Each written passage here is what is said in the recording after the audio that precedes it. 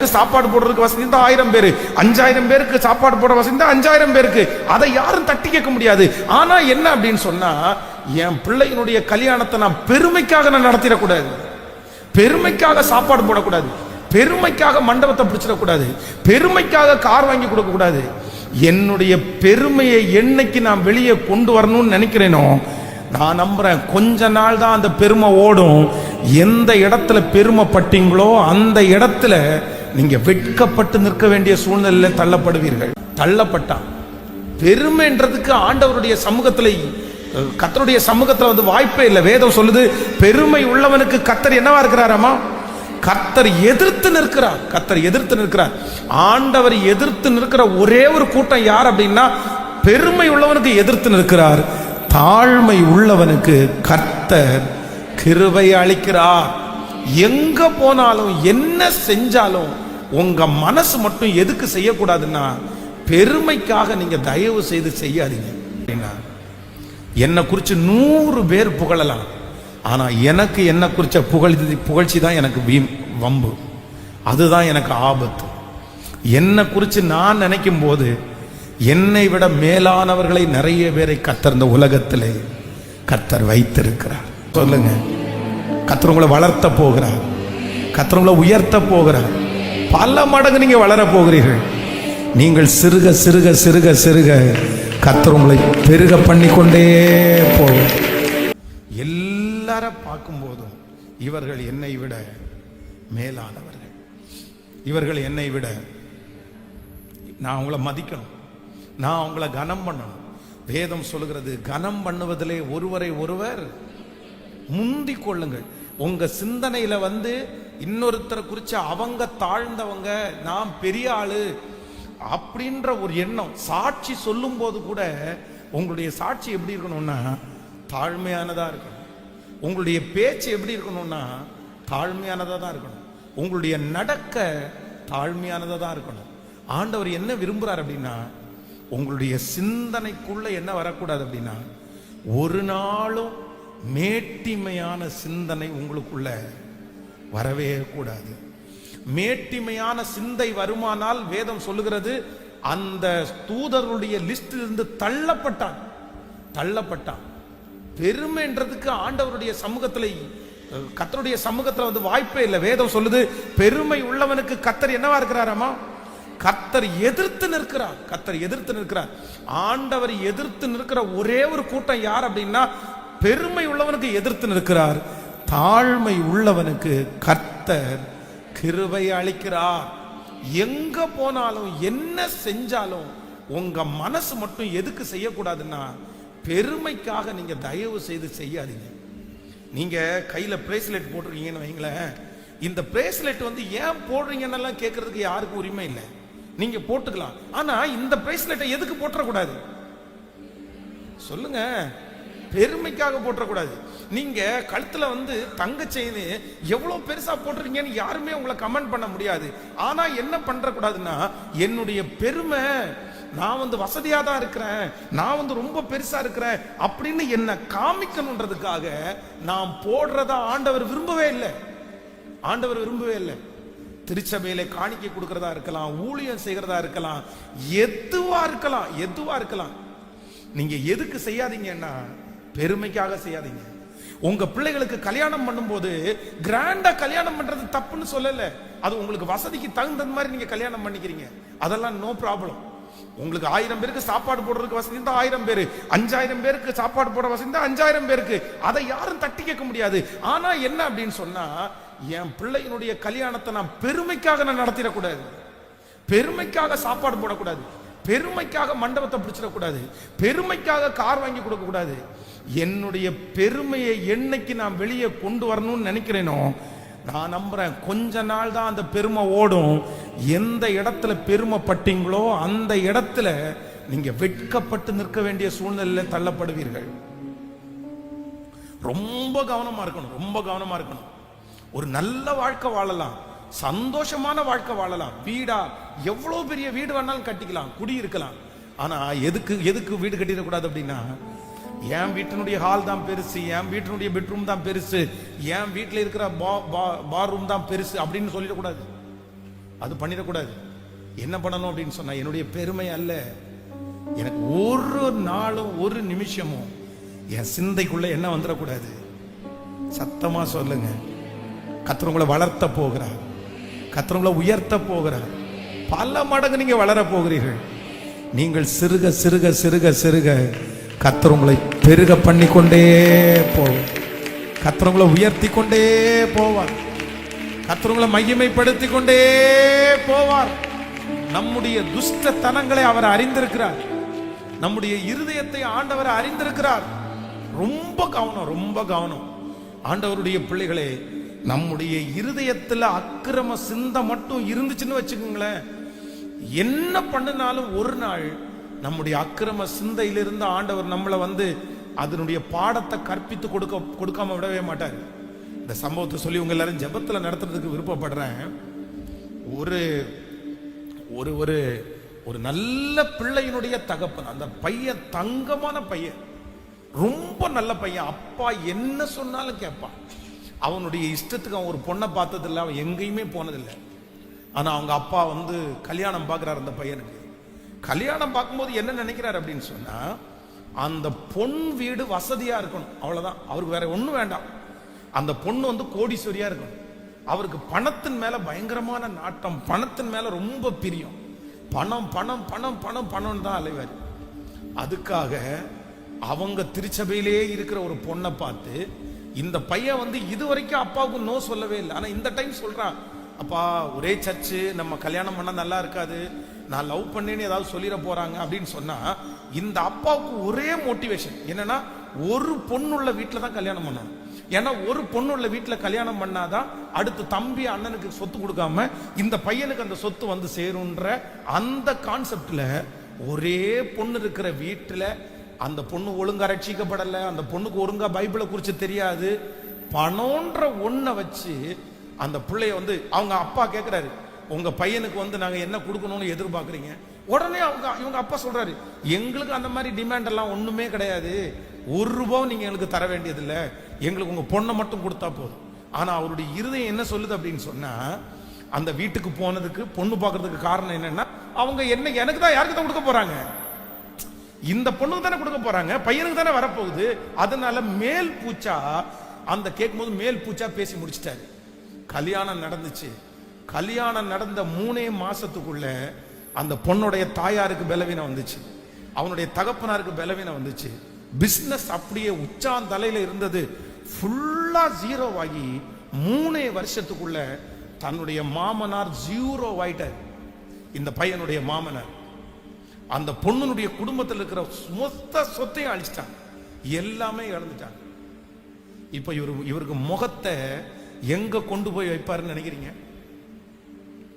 இவர் தேடின பணம் அங்க கிடைக்கல, இவர் தேடின அந்த சொத்து அவருக்கு கிடைக்கல, போயிருச்சு.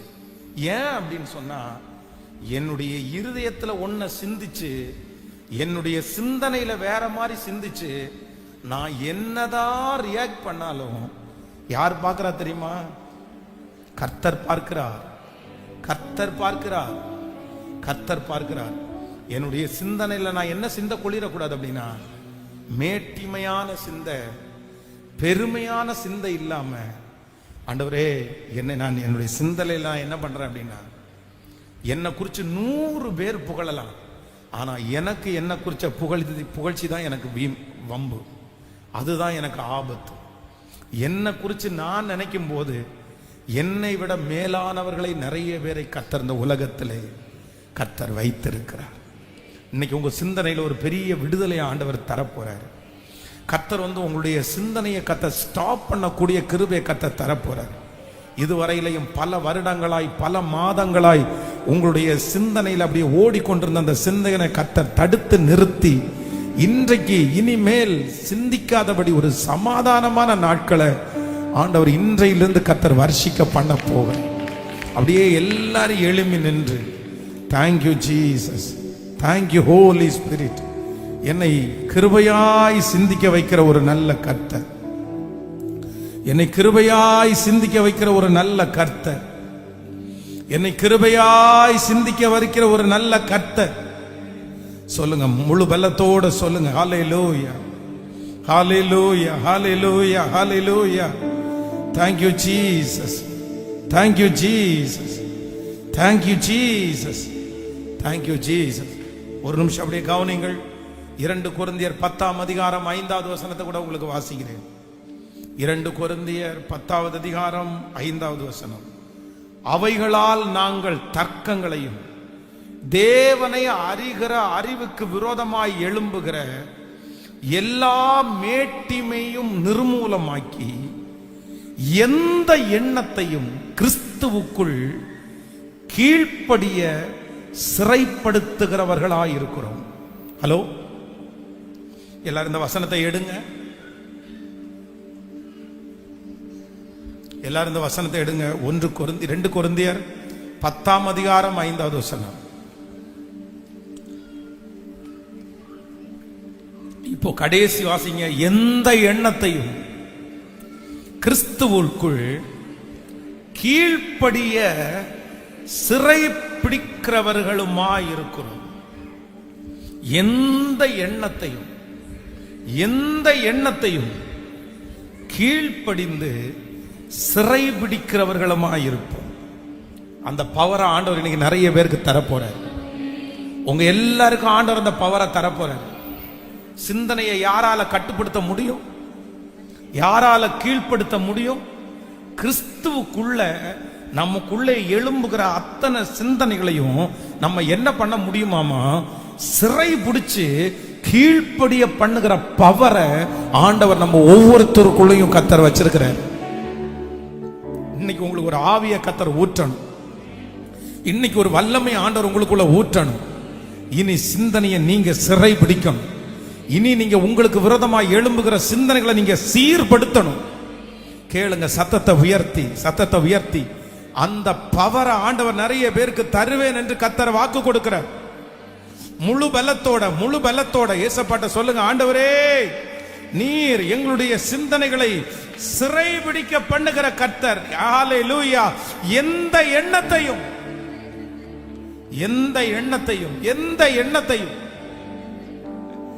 ஹல்லேலூயா, ஹல்லேலூயா, ஹல்லேலூயா. எந்த எண்ணத்தையும் கிறிஸ்துவுக்குள் கீழ்ப்படிய சிறைப்படுத்துகிறவர்களாய் இருக்கிறோம். இயேசுவின் நாமத்தினால எனக்கு விரோதமாய் எழும்புகிற எண்ணங்களை நான் சிறை பிடிக்கிறேன். எனக்கு விரோதமாய் எழும்புகிற அத்தனை எண்ணத்தையும் நான் கீழ்ப்படிய பண்ணுகிறேன். சத்தத்தை உயர்த்தி, இனி என்னுடைய சிந்தனையை சிதறடிக்க சத்துருவால் முடியாது. இனி என்னுடைய எண்ணங்களை சிறைபிடிக்க சத்துருக்கு அதிகாரம் இல்லை. இயேசுவின் நாமத்தினால இப்பொழுது சிந்தையில ஒரு பரிசுத்தம், சிந்தையில ஒரு தைரியம், சிந்தையில ஒரு வெற்றி இயேசுவின் நாமத்தில் இப்பொழுது உண்டாவதாக.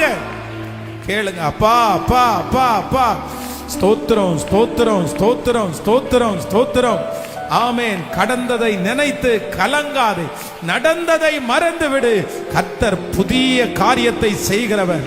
இயேசுவின் நாமத்தினால இந்த உபவாச ஜெபத்தில் இந்த சத்தத்தை எங்கெல்லாம் கேட்டுக்கொண்டிருக்கிறார்களோ, ஐயா, அவருடைய சிந்தனைகள் எப்படியெல்லாம் சிதறப்பட்டு கிடக்கிறதோ, சிந்தனையினாலே ரொம்ப கஷ்டப்படுகிறார்களோ, அவர்கள் அத்தனை பேர் மேலும் தேவனுடைய ஆவியானுடைய கரம் வைக்கப்பட்டு இப்பொழுது அந்த சிந்தனையை சிறைபிடிக்க, தேவையில்லாத சிந்தனையை சிதறி பிடிக்க இப்பொழுது ஒரு மையமை ஊற்றப்படுவதாக.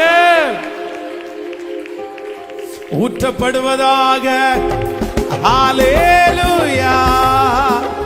கைகளை தட்டி எல்லாரும் ஆண்டவரை பார்த்து நன்றி. எங்க சிந்தனையில ஒரு வெளிச்சத்தை கொடுங்கப்பா.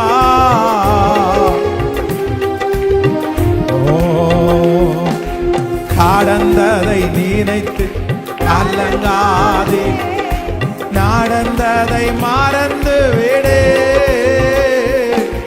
கடந்ததை நினைத்து கலங்காதே, நடந்ததை மறந்து விடு. கர்த்தர் புதியன செய்திடுவார். இன்றே நீ காண்பாய். கர்த்தர் புதியன செய்திடுவார். இன்றே நீ காண்பாய்.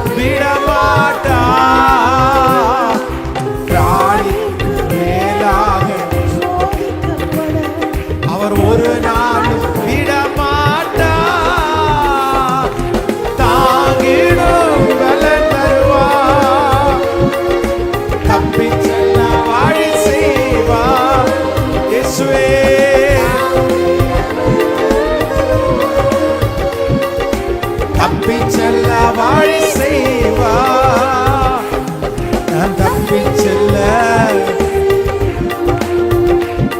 நான் தப்பி செல்ல வழி செய். கைகளை மேல தட்டி காலங்கிடவே வேண்டாம், காலங்கிடவே வேண்டாம். இயேசுவே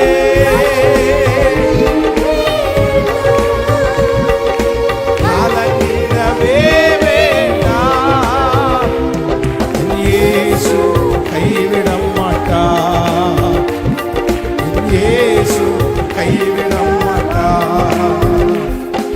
நோரும் உண்ட இதயம் தேடுகிறார், உடைந்த உள்ளம் தாங்குகிறார்.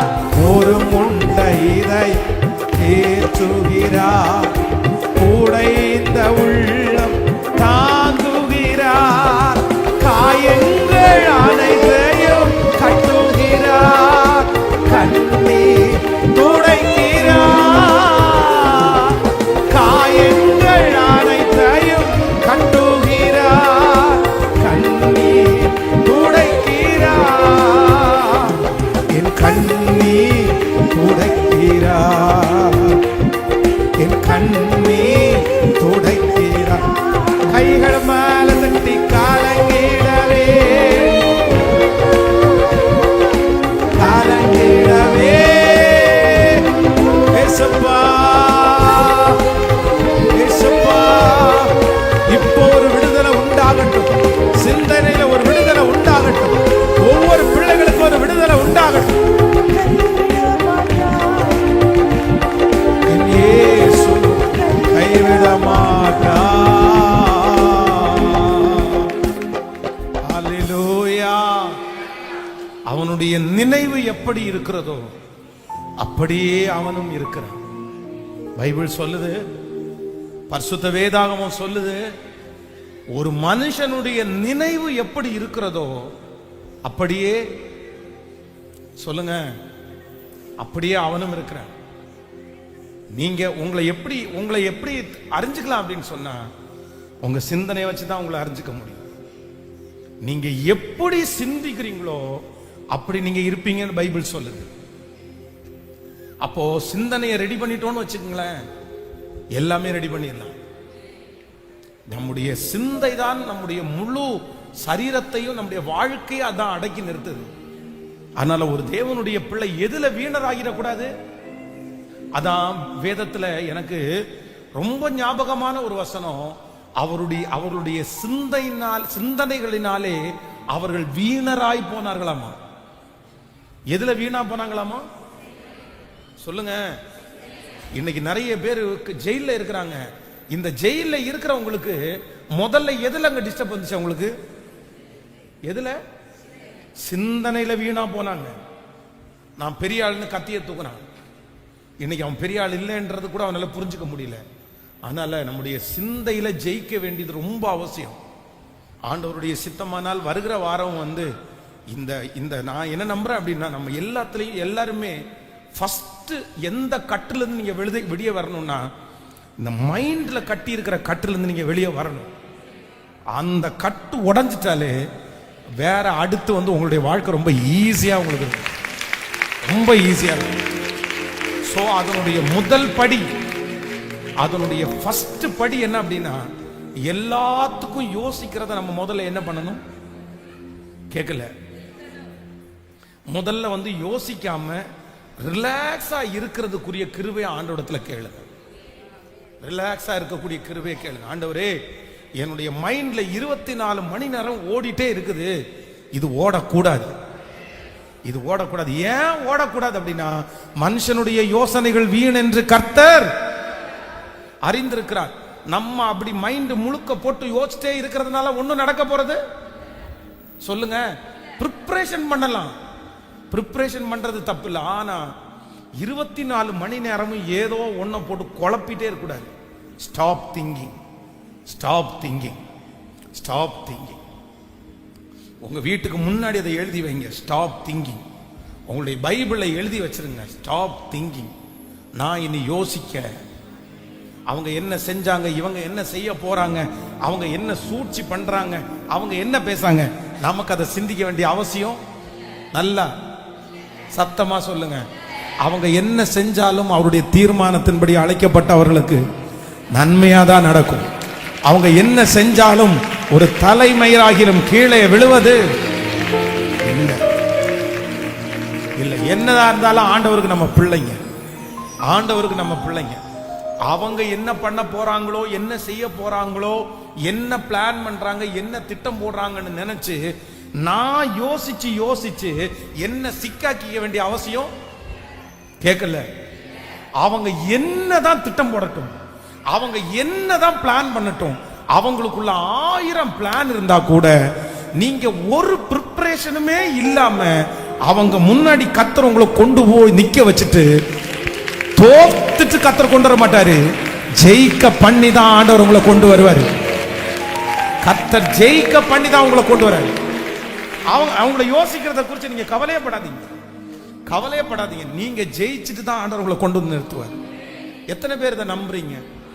நம்முடைய ப்ரிப்பரேஷனால இல்ல, நம்முடைய யோசனைனால இல்ல, அவருடைய கரத்னா எல்லாத்தையும் செய்து முடிக்கும். நீங்க இதுவரைக்கும் யோசிச்சு போய் நின்னீங்களா? இன்னைக்கு சொல்லுங்க, ஆண்டவரே நான் எதையுமே திங்க் பண்ண மாட்டேன், நான் வெறுமையா போய் அங்க இடத்துல நிக்கிறேன். நீங்க போய் நில்லுங்க, உங்களுக்காக இயேசு பேசுறாரா இல்லையான்னு பாருங்க, உங்களுக்காக அவர் வழக்காடுகிறாரா இல்லையான்னு பாருங்க, உங்களுக்காக அவர் நியாயம் தீர்க்கிறாரா இல்லையான்னு பாருங்க. அவர் நியாயம் தீர்க்கிற கர்த்தர். அல்லேலூயா. மைண்ட்ல கையை வச்சு ஜெபம் பண்ணுங்க. ஏசப்பா, ஏசப்பா எனக்கு ஒரு கிருபை வேணும். பாஸ்டர் சொல்றது எல்லாம் நீங்க பேசுனதா நான் நினைக்கிறேன், நீங்க தான் அந்த வார்த்தை எனக்கு தந்திருக்கிறீங்க. சொல்லுங்க ஒவ்வொருத்தரும், நீங்க ஏசப்பாட்ட கேளுங்க, ஆண்டவரே ஸ்டாப் திங்கிங், நான் தான் ரொம்ப யோசிக்கிறேன், நான் தான் ரொம்ப யோசிக்கிறேன். இல்ல இல்ல, இதுவரையிலும் நீங்க தானே நடத்துனீங்க, இதுவரையிலும் நீங்க தானே என்ன சுமந்தீங்க, இதுவரையிலும் நீங்க தானே என்ன அரவணைச்சீங்க, இனியும் நீர் நடத்துறதுக்கு வல்லவர். அப்பா இனி நான் அதை குறித்து யோசிக்க மாட்டேன், யோசிக்க மாட்டேன். இப்போ அதை ஸ்டாப் பண்ணக்கூடிய கிருபையை தாங்கப்பா. எதிர்காலத்தை பயத்தில் இருந்து என்னுடைய பிள்ளைகளை கர்த்தர் வெளியே கொண்டு வாங்க ராஜா. இந்த வார்த்தை ஆண்டவரே கேட்கும் போதே, சொல்லும் போதே அந்த மகிமை உண்டாகட்டும். ஹல்லேலூயா, ஹல்லேலூயா, ஹல்லேலூயா. நீர் அந்த ஜெபத்தை கேட்டதற்காக ஸ்தோத்திரம் ஆண்டவரே. இன்றைக்கு ஃபாஸ்டிங் பிரேயர்ல ஆண்டவரே திருச்சபையிலையும் இன்னும் நேரலையிலையும் கலந்து கொள்கிற ஒவ்வொரு பிள்ளைகளையும் 1000 மடங்கு நான் ஆசீர்வதிக்கிறேன். இந்த செய்தியை கேட்க கேட்க ஒரு மகிமை உடைய பிள்ளைகளை தொடுவதாக, ஒரு வல்லமை உடைய பிள்ளைகளை தொடுவதாக இயேசு கிறிஸ்துவின் நாமத்தினால ஹல்லேலூயா. அவருடைய சிந்தனைகளுக்கு விரோதமாய் செயல்படுகிற அந்தகார கிரியைகளை நான் கடிந்து அப்புறப்படுத்தி ஜெபிக்கிறேன். அடுத்த வாரம் உங்களுடைய வருகை தாமதிக்குமானால் எங்க பிள்ளைங்க அத்தனை பேரும் சாட்சி சொல்ல போகிறதற்காக நன்றி அப்பா. எதிர்மறையான சிந்தனைகள் விலகுவதாக, தற்கொலை எண்ணங்கள் விலகுவதாக, தன்னை குறித்து தாழ்வு மனப்பான்மைகள் விலகுவதாக. நன்றி அப்பா, நன்றி அப்பா. இந்த ஃபாஸ்டிங் பிரேயர்ல வியாதியா இருக்கிறவர்களுக்காக ஜெபிக்கிறோம், மருத்துவமனையில் அனுமதிக்கப்பட்டவர்களுக்காக ஜெபிக்கிறோம். தகப்பனே கண்ணோக்கி பாரும் ஆண்டவரே, அவர்களை விடுதலை ஆக்கும் ஆண்டவரே, எழும்பி நிற்க பண்ணுங்கப்பா ஆண்டவரே. இந்த சத்தத்தை கேட்டுக்கொண்டிருக்கிற யார் பலவீனமாய் இருந்தாலும் இப்போ உம்முடைய அன்பின் கரம் அவங்க மேல வைக்கப்படட்டும். அவங்க வியாதியை குறித்து அவங்க என்ன சிந்திச்சாலும் இல்ல இல்ல ஆண்டவரே, உன் நினைவுகள் என் நினைவுகள் அல்ல, உன் வழிகள் என் வழிகளும் அல்ல என்று சொன்னீரே. அவருடைய நினைவுகள் எல்லாம் மாற்றி போட்டு கர்த்தர் உங்க நினைவை உள்ள கொண்டு வந்து ஒரு பெரிய வெற்றியை, டாக்டருடைய நினைவுகள் அங்க செயல்படக்கூடாது ஆண்டவரே, உதவி செயலுடைய நினைவுகள் அங்க செயல்படக்கூடாது, கர்த்தருடைய நினைவுகள் அந்த இடத்துல. நன்றி அப்பா, நன்றி அப்பா ஆண்டவரே. ஒவ்வொரு பிள்ளைகளுக்காய் நான் திறப்புல நிற்கிறேன். இந்த உபவாச ஜெபத்தை முடிச்சிட்டு போகும்போது மைண்ட்ல ஒரு பெரிய வெளிச்சம் உண்டாவதாக. இன்றைக்கு இரவு நிம்மதியா அவங்க தூங்கணும் ஆண்டவரே. இன்று கண்ட எகிப்தியனை இனி என்றும் நீ காண மாட்டாய். இனி எந்த விதத்திலும் எங்க பிள்ளைங்க சிந்தனையில டிஸ்டர்ப் ஆக கூடாது, டிஸ்டர்ப் ஆக கூடாது. இப்போ இப்போ உங்க ரத்தம் அந்த சிந்தனையில இறங்கட்டும், அந்த மைண்ட்ல இறங்கட்டும். இயேசுவின் நாமத்தினால பொல்லாத பிசாசே அந்த கையை எடு எடு எடு. அந்த சிந்தனையிலிருந்து அந்த கை எடுக்கப்படுவதாக. பிள்ளையினுடைய சரீரத்தில் அந்த கை எடுக்கப்படுவதாக. வல்லமை வல்லமை வல்லமை வல்லமை வல்லமை.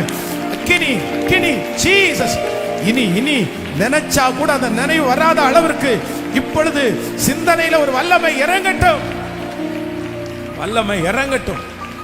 சின்ன பிள்ளைங்க, வாலிப தம்பி தங்கச்சிங்களுக்குள்ள போராடுகிற, சிந்தனையில போராடுகிற அந்த வல்லமையை இப்போ இயேசுவின் நாமத்தினால, இயேசுவின் நாமத்தினால சின்ன பிள்ளைகள் மேல, வாலிப தம்பி மேல, தங்கச்சி மேல சிந்தனையை சிறைபிடிக்கிற அந்த வல்லமையை இப்பொழுது அழித்து நான் ஜெபிக்கிறேன். இப்போ இப்போ இப்போ ஆவியானவர் ஒரு தெளிந்த சிந்தை, ஒரு தெளிந்த புத்தியை இப்பொழுது உடைய பிள்ளைகளுக்கு தருவீராக, தருவீராக, தருவீராக, தருவீராக, தருவீராக. உங்க கிருபை எங்களை நடத்தட்டும் ஆண்டவர். Thank you Jesus. உம்முடைய பிரசன்னத்துக்கு எங்களை ஒப்பு கொடுக்கிறோம். எங்களை ஆச்சரியமாய் நடத்துவீராக. இயேசுவின் மூலம் ஜெபம் எடுக்கிறோம் நல்ல பிதாவே, ஆமேன். ஒரே ஒரு அறிவிப்பு, வருகிற 15ஆம் தேதி முதல் நமக்கு டிசம்பர் 23ஆம் தேதி வரைக்கும் 100 days prayer, 100 நாட்கள் நம்ம ஜெபத்தை ஆரம்பிக்க போறோம். இதுல ஸ்பெஷல் டாப் 10 அப்படின்னு ஒரு 10 நிகழ்ச்சிகளை இந்த 100 daysல நம்ம பண்ண போறோம். அதுல ஒண்ணு இந்த 100 நாளையில முழு பரிசுத்த வேதாகமத்தையும் ஒரு விசை வாசித்து முடிக்கக்கூடிய ஒரு பிளான் ஒன்று உங்களுக்கு கொடுக்க போறோம்.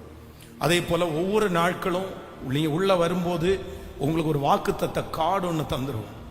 அந்த வாக்குத்தத்தத்தை குறித்து காலையில ஒரு 5 minutes ஒரு வாக்குத்தத்த செய்தியையும், சாயந்தரம் 7 மணியிலிருந்து 8:30 மணி வரைக்கும் கட்டுகளை உடைக்கிற ஒரு ஜெபம்.